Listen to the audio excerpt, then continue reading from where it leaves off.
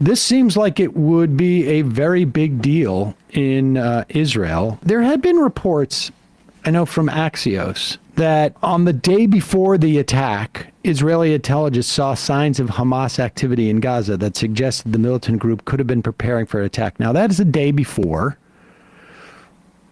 They didn't seem to react to it at all. Mm-hmm. There was another, I think, reporting from Axios. Israeli officials said that one of the possibilities that was raised in the consultation was to put IDF forces around Gaza on high alert because of a possible attack. But after the consultations, the leaders decided to wait for more intelligence to come in. Several hours later, Hamas attacked. So there was definitely the day before the attack, according to this reporting in Axios, the IDF and Israeli intelligence had a notion that something was up the day before.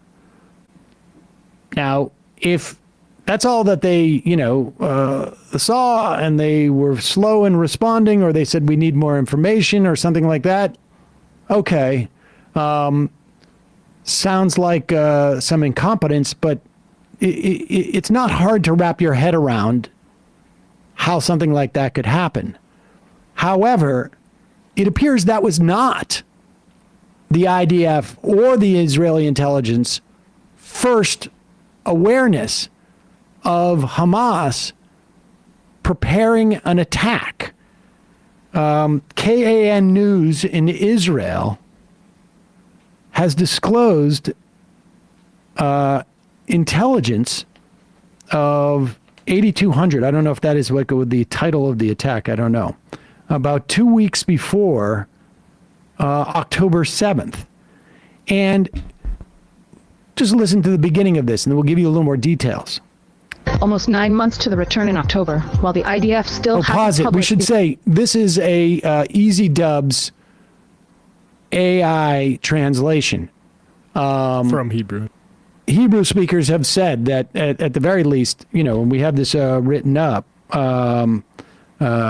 translated from the Hebrew, but I have no reason to believe that the gist of this is not accurate. Some of the specific words may be a little bit hinky, but the gist of this, go ahead.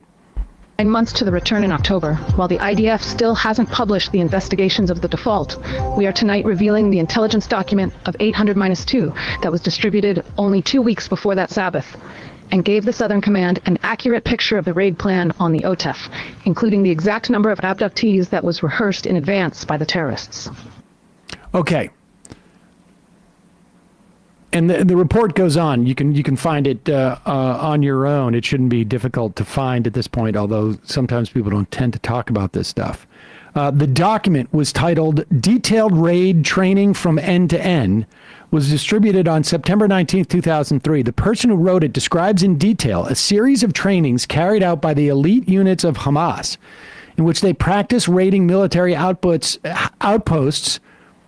which was done on October 7th, 2 military outposts attacked, and kibbutzim, at least 2 of the kibbutzim were attacked, kidnapping soldiers and civilians. Even instructions on how to hold the abductees and guard them when they are already in the territory of the Gaza Strip. It goes on, but the Israeli intelligence officers who followed the exercise formulated in a document the next steps after breaking into Israeli territory and taking over the outposts, and stated that the instruction was to hand over the captured soldiers to the company commanders. The expected number of hostages, it was written, is between 200 and 250 people. The military raid targets that were also practiced were described in the document. The base headquarters, the control headquarters, the synagogues at the bases, the squadron headquarters, the communications headquarters, the site shooter systems, and the soldiers' quarters. According to the document, the Nabak companies were given emphatic instruction. The place must be inspected upon departure and no documents left behind. This is how detailed this report is. And I don't know if they had a spy in there or what. The intelligence of the Southern Command and the Gaza Division was not only aware of the Hamas kidnapping plan, but also detailed the conditions of the hostages' detention including instructions to the kidnappers on conduct in extreme cases. Now, there is some notion, it is also published this evening, this is in the report from Khan, that the most extreme scenario prepared for in the Gaza division before the Hamas attack was that of an infiltration of dozens of terrorists in only 3 locations. So there is some response, I guess, from those in charge of responding to the potential of an attack there, that, well, maybe they thought it was going to be a smaller skirmish. But the estimate that Hamas has planned to kidnap between 200 and 250 soldiers and civilians was completely ignored. In other words, when you know that the plan is to kidnap 200 to 250 people, the idea that this could be carried out by dozens of Hamas fighters is absurd. So, I mean, this is like, I don't know what to make of this. We know, like, in the context of of September 11th. Yeah. George W. Bush was handed on August 9th a presidential daily briefing that said Al-Qaeda poised to attack civilians in the U.S. And he just said, "Now you've got your, you covered your ass. Now get out of here." He didn't like to read presidential daily briefings. But the idea that this type of report would be so ignored, and apparently it reached Israeli IDF and intelligence sources, and then the day before they had further indications of something about to happen.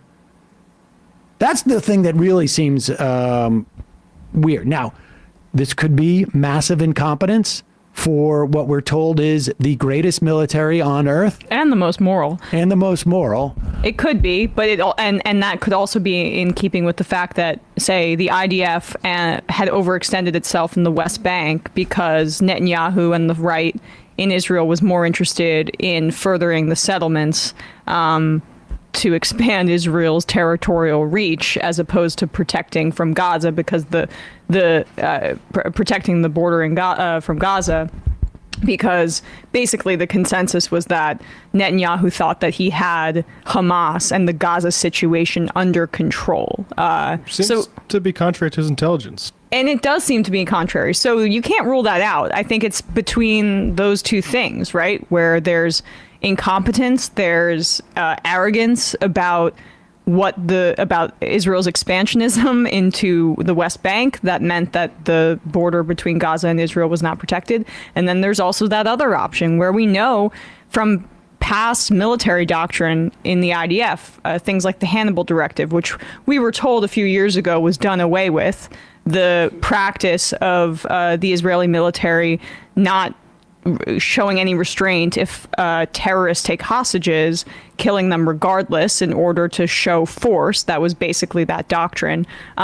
We know that the Israeli government doesn't place a high value on hostages when they're taken by Hamas or other groups that they're trying to fight against. So this would be in keeping with that as well. And the question surrounding the festival, I mean, this is a Haaretz piece, December 25th, 2023. IDF allowed rave later attacked by Hamas despite key officers' concerns. Officers at the Gaza division described the manner in which the Nova Festival, which took place near the border with Gaza, was approved as irregular conduct. This after senior command figures joined the division's ops officer, believing it to be a security risk. So, I mean, there's an appearance here of awfulness, and it needs to be, or at least extreme criminal neglect, and it needs to be investigated, and instead we're just sending bombs. Haaretz also reported, being shown, and I recall this now, in November, that the women soldiers who warned of a pending Hamas attack and were ignored over the past year, the Israeli Defense Force spotters situated on the Gaza border, all women, warned that something unusual was happening. Those who survived the October 7th massacre are convinced that if it had been men sounding the alarm, things would look different. Maybe.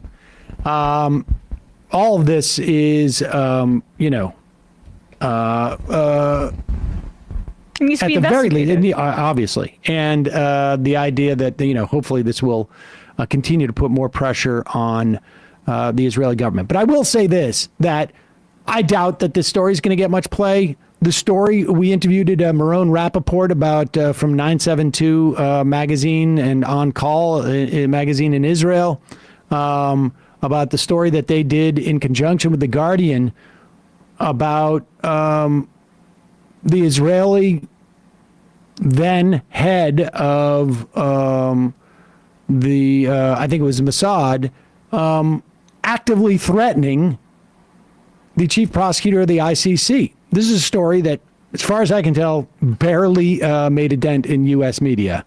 But it was, it's a rather disturbing story. And so one wonders if this will break through as well. But we shall see.